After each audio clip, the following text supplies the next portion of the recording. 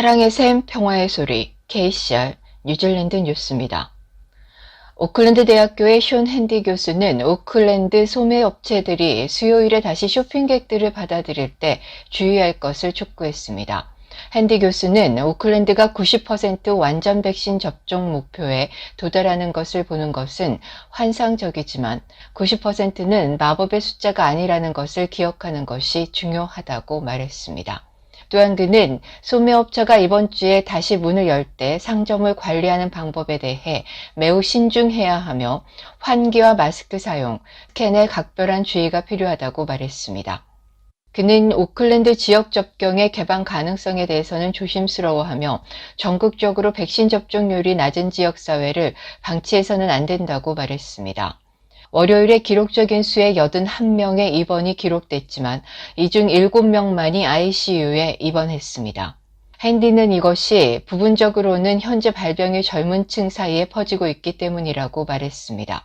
그러나 바이러스가 전국의 노인 커뮤니티로 확산되면 ICU 수요가 빠르게 증가할 수 있다고 그는 지적했습니다. 오클랜드 시민들은 오늘 오후 11시 59분을 기해서 오클랜드가 코비드-19 경보 레벨 3 스텝 2로 이동하면 수요일부터는 조금 더 자유로워질 것입니다. 코비드-19 경보 레벨 3 스텝 2에서는 소매점을 열 수 있습니다. 다만 고객은 2m 거리를 유지해야 하고 직원과 고객은 마스크를 착용해야 합니다. 도서관과 박물관, 동물원과 같은 공공시설은 마스크를 착용하고 2m 거리를 유지하면서 다시 문을 열 수 있습니다. 두 가구 제한이 해제되면서 최대 25명까지 야외 모임을 진행할 수 있습니다. 가족 간의 바이러스 확산을 방지하기 위해 물리적 거리 두기를 적극 권장합니다. 장례식과 타이항가 그리고 결혼식 행사에는 최대 25명과 최대 5명의 직원이 참석할 수 있습니다. 요가 및 부트캠프와 같은 야외에서 조직된 운동 수업은 강사를 포함해 25명으로 확장할 수 있습니다.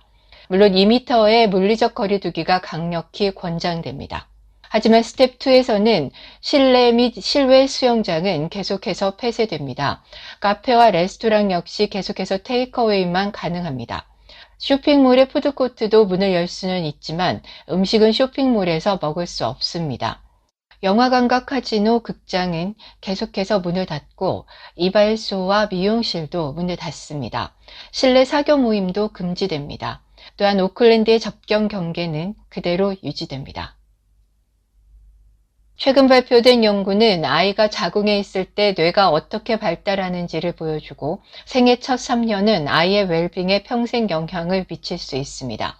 과학자들은 또한 이것이 인생의 성공 여부를 결정할 수 있고 누가 총리가 되거나 수감자가 될 수 있는 가능성을 높일 수 있다고 말했습니다. 피터 글럭먼 경은 인생의 성공을 결정짓는 1차적인 영향은 출생 전 9개월과 출생 후 3년 등 첫 4년 동안 결정된다고 말했습니다. 과학자들은 2살이 되면 아이의 남은 생애 동안 어떤 일이 일어날지 어느 정도 예측할 수 있다는 연구 결과가 있다고 말했습니다. 좋은 실행 기능은 조용하고 행복한 임신과 부모 및 간병인과의 긍정적이고 적극적인 상호작용, 스크린 시간 감소, 책 읽는 시간 증가 등 긍정적인 환경과 관련이 있습니다. 이 모든 것은 빈곤에 시달리는 부모와 보호자들에게 특히 힘든 일이며 피터 경은 불평등을 해결하기 위한 더 나은 정책을 요구하고 있습니다. 새로운 연구에 따르면 식수의 질산염 오염으로 인한 대장암으로 연간 40명이 사망할 수 있다는 사실이 밝혀졌습니다.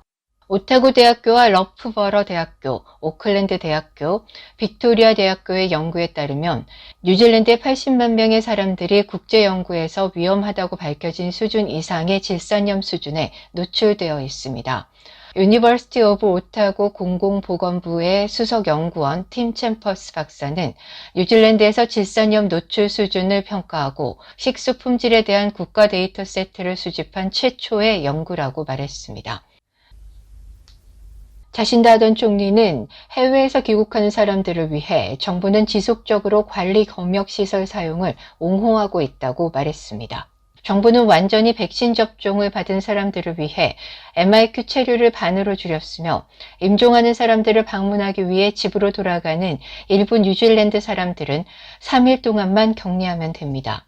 그러나 야당은 더 많은 것을 요구하고 있습니다. 완전히 백신 접종을 받은 귀국자들을 위해 MIQ를 완전히 폐기하기를 원하며 지난주에는 이를 요구하는 청원을 시작했습니다. 아던은 국경보호가 여전히 중요한 역할을 한다고 언급하면서 현재 모델링으로 우리를 도와주는 사람들의 이야기를 들었을 때 국경보호를 빨리 해제하면 추가 발병 사례가 생기기 때문에 신중하고 안전하게 작업을 수행하고 있다고 말했습니다. 에어 뉴질랜드는 곧 국내선 여행객들에게 코비드19에 대한 완전한 백신 접종을 받거나 비행 전에 음성 테스트를 받도록 요구할 것이라고 발표했습니다. 이 새로운 규정은 다음 달 중순부터 만 12세 이상 승객에게 적용됩니다. 에어 뉴질랜드의 그렉 포란 CEO는 항공사가 12월 14일부터 변경사항을 초기 기간 3월 31일까지 적용하는 것을 목표로 하고 있다고 말했습니다. 백신을 완전히 접종하지 않은 사람들은 출발 72시간 전에 코비드19 음성 테스트 결과를 제시해야 합니다.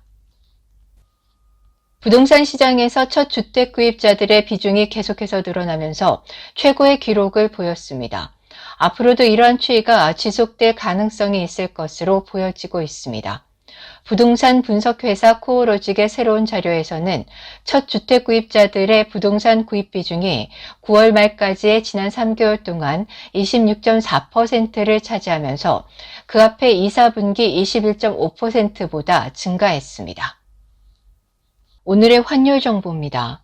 뉴질랜드 달러화 대비 원화 기준 환율은 846원 56전, 한국에서 보낼 때 852원 2전, 한국에서 받을 때 838원 10전입니다.